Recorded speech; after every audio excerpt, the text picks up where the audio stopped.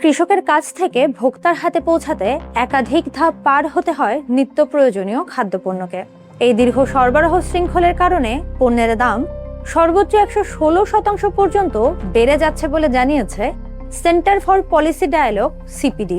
এর ফলে খাদ্য মূল্যস্ফীতি দীর্ঘস্থায়ী হচ্ছে এবং সবচেয়ে বেশি ভোগান্তিতে পড়ছেন সীমিত আয়ের মানুষ।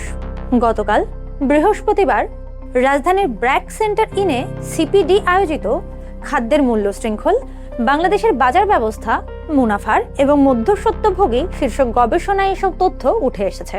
গবেষণার ফলাফল উপস্থাপন করেন সিপিডির সিনিয়র গবেষক ফখরুদ্দিন আল কবির। সিপিডির নির্বাহী পরিচালক ডক্টর ফাহমিদা খাতুনের সঞ্চালনায় আয়োজিত অনুষ্ঠানে প্রধান অতিথি ছিলেন বাণিজ্য মন্ত্রী খন্দকার আব্দুল মুক্তাদির। এছাড়া ব্যবসায়ী, অর্থনীতিবিদ, গবেষক ও সংশ্লিষ্ট বিভিন্ন প্রতিষ্ঠানের প্রতিনিধিরা উপস্থিত ছিলেন।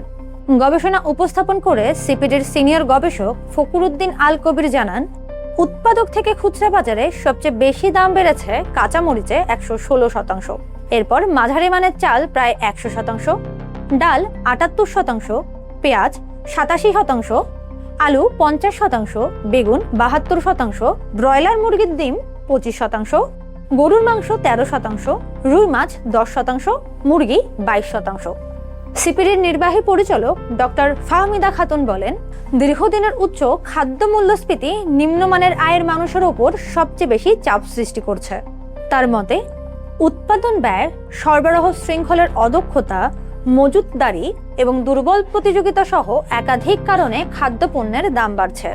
গবেষণায় আরও বলা হয়, দীর্ঘ সরবরাহ শৃঙ্খল ও মধ্যস্বত্বভোগীদের আধিপত্যের কারণে বাজারের প্রতিযোগিতা কমছে এবং মূল্য অস্থিরতা বাড়ছে। মাঝারি মানের চালের খুচরা মূল্যের মাত্র 50.8% পান কৃষক।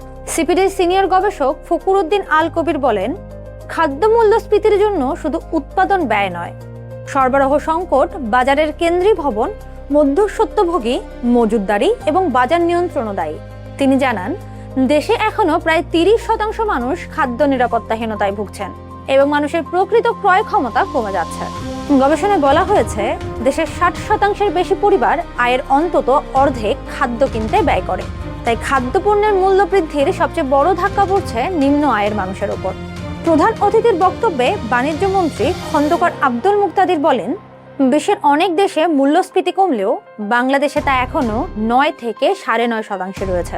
এর অন্যতম কারণ উচ্চ লজিস্টিক ব্যয়, যা জিডিপির প্রায় 16%। তিনি বলেন, পর্যাপ্ত আলু উৎপাদন হলেও কৃষক ন্যায্য দাম পান না।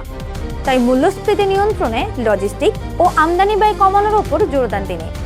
সবশেষে বলতে হয়, কৃষকের মাঠ থেকে ভোক্তার টেবিল পর্যন্ত যাত্রা যত সহজ হবে, ততই কমবে দামের চাপ।